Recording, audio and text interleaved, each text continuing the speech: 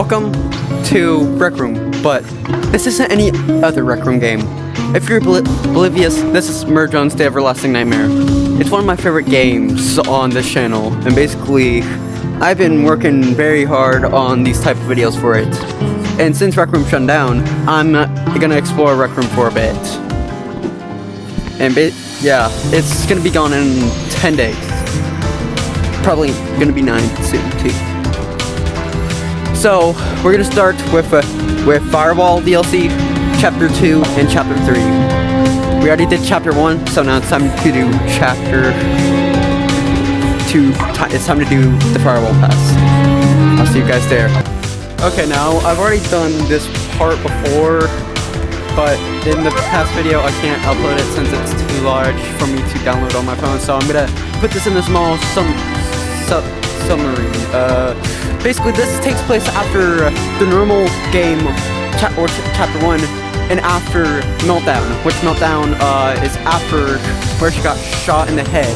She's in the dead world, or she's in another nightmare. Basically, she meets Sin, which her body seems to be like this. It's a part of the depths, which the depths are like the infected. Sawyer is another dude who is trying to help Sin. And our objective is to basically get her back her body parts. And basically, we go to this little place called we have to go to the orphanage, and we deal with these three: Sweetie, Charlie, Floyd, Billy, and Rose. Now, basically, they go into the small little orphanage in here, which I'll show in a second.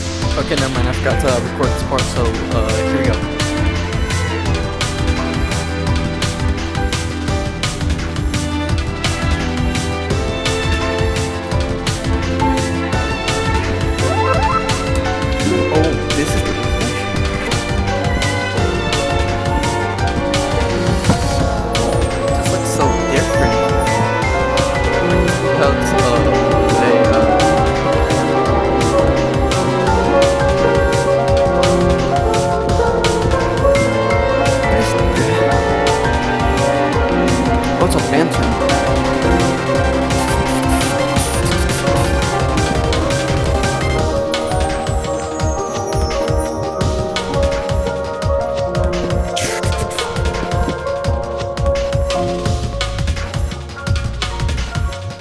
That's one of the, I think that's one of the monsters, I don't know.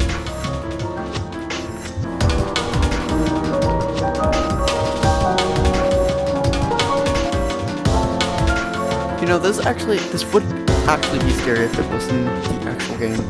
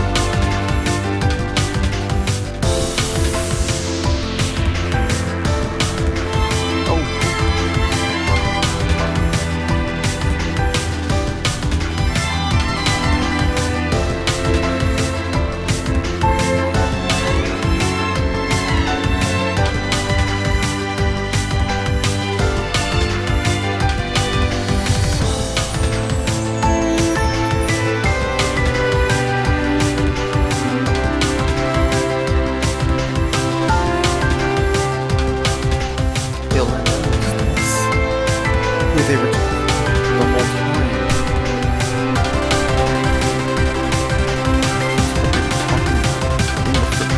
Remember in the second video when... No, it was it the first or the second? Where they showed this.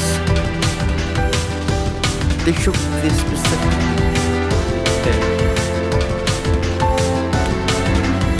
It's this.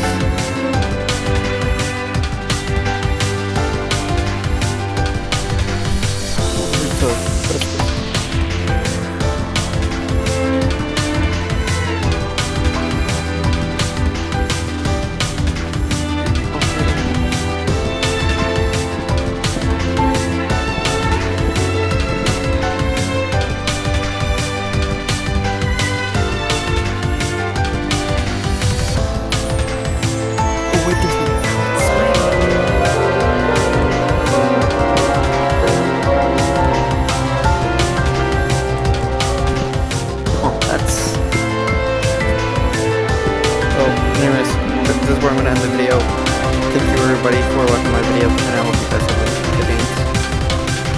good day. Then basically, it takes you to the location. Now this tells the origins of each one. Basically, Sweetie was in the home of abusive parents, and she had one prized possession, a teddy bear. And one night she ran away, and she was shot for staking for a deer. Charlie killed himself and his friends in a car accident. Floyd, well, the bullies burnt his face off in the orphanage. Billy, he was abandoned. Rose died in a room filled with spores. And basically, they were human. Now, Sin betrays us and goes into this form, which is Trojan Sin. And basically, after that, you go into the level Hell, which I'll show you in a second right here. Basically, you have 7 lives. And basically, after all that, you basically defeat her. But and after that all, yeah, Sawyer traps Sin in with her, and yeah, blah blah blah. Yeah, also the creator, I think this is Kane. This is mad about how they made Sin a villain, because they hate their version of Sin, because you gave her a cute design and she destroys like planets for a reason. I never caught, like, bro, that's dumb. She's a messed up. Yeah. Actually, that's a good point. I'll give it to this dude actually, because he actually kind of fixed Sin a little bit. Now it's time to go to the next area, or AKA chapter. Okay, so again and again, I will be summarizing each one to make it shorter a bit. Okay, now this one takes place after chapter Firewall. So as we know it, the Firewall DLC comes after chapter 2, which somehow you survived the gunshot in the back of a SWAT truck. A person named Darren explains a few things, and basically he needs your help with some stuff, because those twisted versions of N, V, and J were actually, they weren't nightmares, they were visions of what was gonna happen soon. Basically, you have to free them all. First is N. He attacks you after you find him, and he's just throwing stuff everywhere. He chases you down, and he just says, "I'm sorry," as soon as you go into the elevator. And basically, you go against Alice. Now, this is Alice. This is what she looks like. And after you defeat her, you go to N. This part I'm gonna actually take time to explain. You walk up to N. He slowly turns to look at you before going back to staring at the wall. Uzi sits down next to the big guy. The conversation is around the whole time. It talks about after 2 years of after the events of Merge Jones, Uzi ghosted N because Ken became obsessed over her. N never knew this. He thinks she hates him. N does most of explaining, and Uzi can't speak. We were gonna go out. You said it! In his sad, long, mourning voice. Brings up the concept of Uzi hating him. After some silence, Uzi scoots closer and rests on his side. And sits up and is very touched by this, enjoyed. Even that means much to me, he says before looking up after silence. And he turns into dust. He died, but his soul is free. Next up is Jay. Basically, Jay lost her family. Well, I'll tell you that part in a second. You have to go against Doll first. After you deal with Doll, with her hair and stuff, you deal with Jay. After the events of Merge Jones, she had a family. She had a husband and a kid, and the kid fell in the train tracks, and basically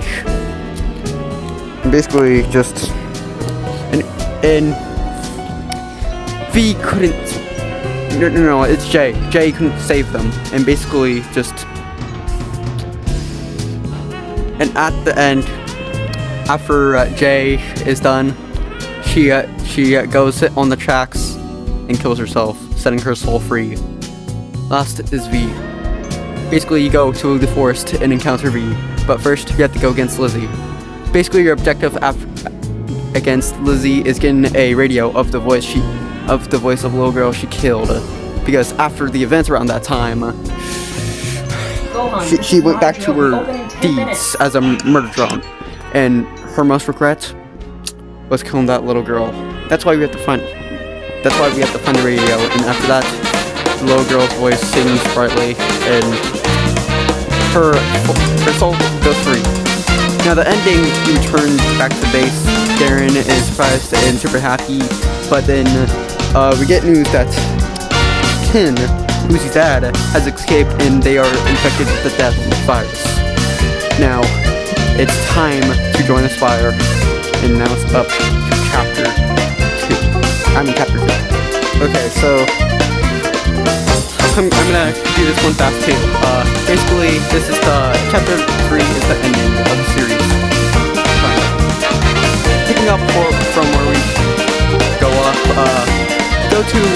everyone goes to the military outpost, which you guys deal with deaths. And basically, after a little bit to the other side, except Uzi and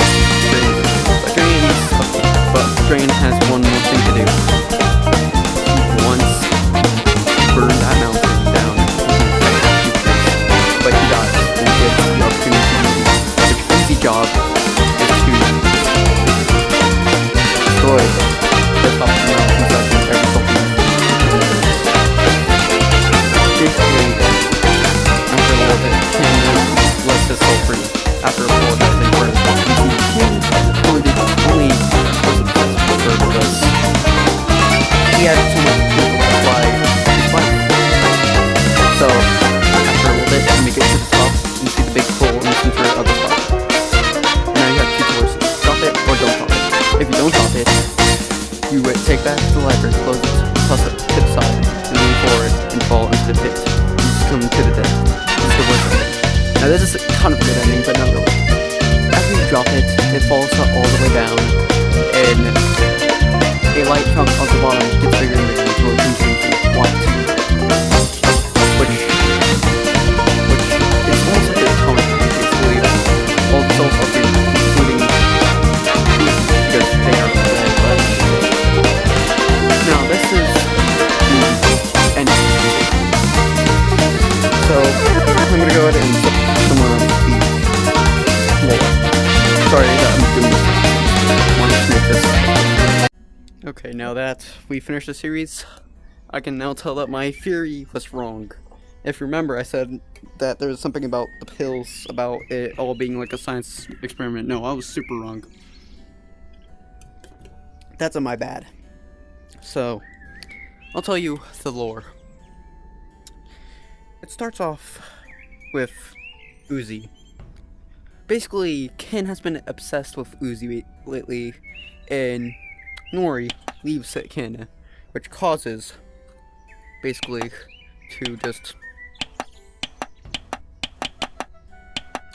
which causes him to lock her down in the basement and make her eat pills every night.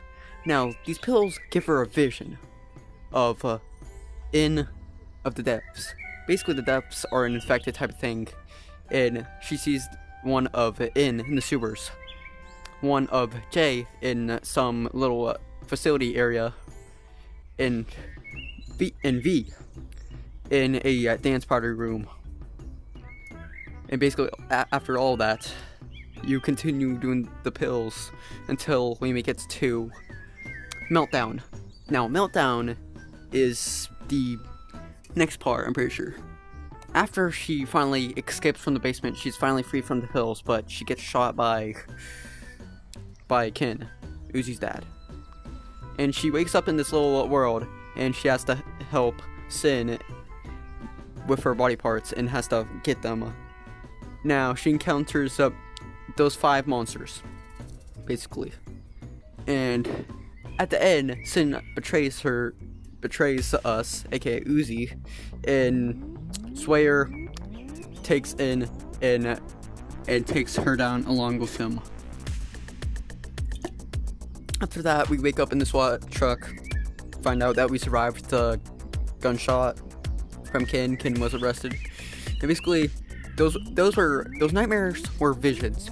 And you meet Darren, and you have to help free the souls of N, V, and J.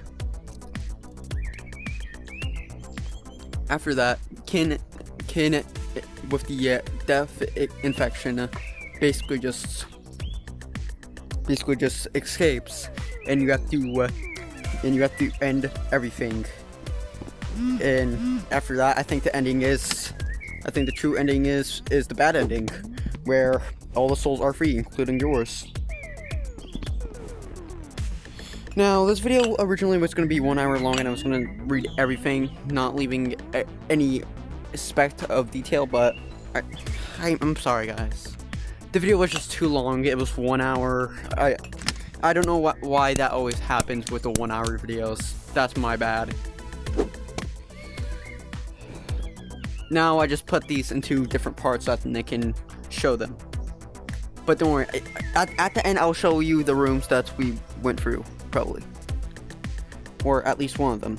Yeah, I'll show you the orphanage. Okay. Okay, so that's the ending of the video. I'm sorry guys again for not making it longer. I don't know why it's always the 1 hour videos that does this. I really want to make sure that everything is long enough for people to enjoy. But still, at least we got the lore down a bit. I think this might be the final update of the game ever. And I'll be making some Rec Room videos and be working on a video on Tag Before Dawn. So, if you enjoyed this video, I guess please sub. I recently got to 200 subs, and I'll see you guys next time. Keep jamming.